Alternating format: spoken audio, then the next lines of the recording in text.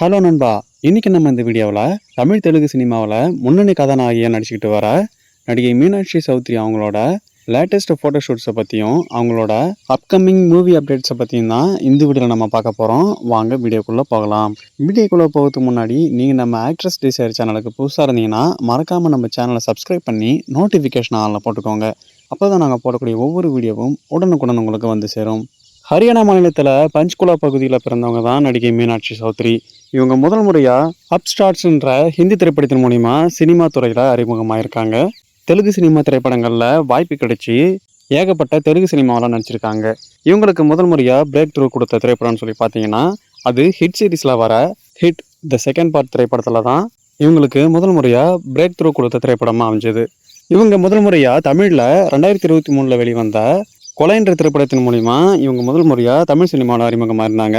நடிகர் விஜய் ஆண்டனி இந்த திரைப்படத்தில் லீட் ரோல் பண்ணியிருந்தாரு. அதுக்கு அடுத்ததாக தமிழில் அடுத்தடுத்து 2 திரைப்படங்கள் பண்ணியிருந்தாங்க. நடிகர் ஆர்ஜே பாலாஜி நடித்து வெளிவந்த சிங்கப்பூர் சலூன் திரைப்படத்திலையும் தளபதி விஜய் நடித்து வெளிவந்த the greatest of all time திரைப்படத்திலையும் இவங்க நடிச்சிருந்தாங்க. இவங்களுக்கு கோட் திரைப்படமும் மிகப்பெரிய பிளாக் பஸ்டர் திரைப்படமாக அமைஞ்சதுனால இவங்க தமிழ் இண்டஸ்ட்ரியில் பயங்கரமான ஃபேமஸ் ஆனாங்க. அதுக்கடுத்ததா அதே வருஷத்துல வெளிவந்த லக்கி பாஸ்கர் திரைப்படத்துல சுமதிங்கிற கதாபாத்திரத்துல சூப்பரா நடிச்சிருந்தாங்க. 2024 தீபாவளிக்கு இந்த படம் ரிலீஸ் ஆகி பயங்கரமான வசூலை வாரி குவிச்சது. இவங்களுக்கு இந்த 2025 ஒரே ஒரு படம் தான் ரிலீஸ் ஆகிருக்கு. நடிகர் வெங்கடேஷ் நடித்து வெளிவந்த தெலுங்கு திரைப்படமான சங்கராந்திக்கு வஸ்துனாம் திரைப்படத்தில் இவங்க நடிச்சிருந்தாங்க. இந்த திரைப்படத்தில் இவங்க கூட இணைஞ்சு நடிகை ஐஸ்வர்யா ராஜேஷ் அவங்களும் சேர்ந்து நடிச்சிருந்தாங்க. இந்த திரைப்படமும் சூப்பரான நல்ல ஃபேமிலி என்டர்டெய்னராக இருந்துச்சு. சுமார் 50 கோடி பட்ஜெட்டில் உருவான இந்த திரைப்படம் கிட்டத்தட்ட 200 கோடிக்கும் மேலான வசூலை வாரி குவிச்சுது. இவங்களுக்கு அடுத்ததா 2 தெலுங்கு திரைப்படங்களில் நடிச்சிட்டு இருக்காங்க. நடிகர் நாக சைத்தன்யா அவங்களோட 24வது திரைப்படத்தில் இவங்க லீட் ரோல் பண்ணிட்டு இருக்காங்க. அது மட்டும் இல்லாமல் அனகானகா ஒக்கராஜுன்ற தெலுங்கு திரைப்படத்திலையும் நடிகை மீனாட்சி சௌத்ரி அவங்க நடிச்சிட்டு இருக்காங்க. மீனாட்சி சௌத்ரி அவங்களுக்கு இன்ஸ்டா பக்கத்தில் 27 லட்சம் இன்ஸ்டா ஃபாலோவர்ஸ் இருக்காங்க. இவங்க 403 இன்ஸ்டா போஸ்ட் பண்ணியிருக்காங்க. 584 பேரை இன்ஸ்டா பக்கத்தில் ஃபாலோ பண்ணிட்டு வராங்க. நடிகை மீனாட்சி சௌத்ரி அவங்க சினிமா நடிகையாகவும் மாடல் நடிகையாகவும் சமூக வலைதள இன்ஃப்ளூயன்சராகவும் ஃப்ரீலான்ஸ் மாடல் நடிகையாகவும் இருந்துட்டு வராங்க.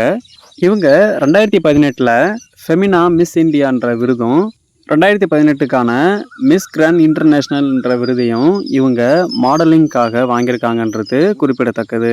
இப்போ நம்ம பார்த்த நடிகை மீனாட்சி சௌத்ரி அவங்களோட இந்த லேட்டஸ்ட் ஃபோட்டோஷூட்ஸும் அவங்கள பற்றின மூவி அப்டேட்ஸும் உங்களுக்கு எப்படி இருந்துச்சுன்னு கமெண்ட்ஸில் கமெண்ட் பண்ணுங்கள்.